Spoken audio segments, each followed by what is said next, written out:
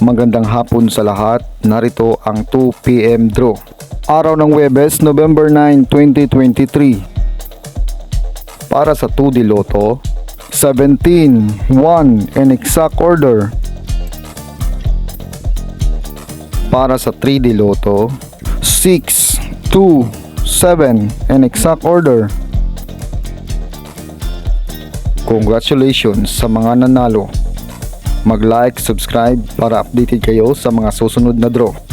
Maraming salamat at magandang hapon.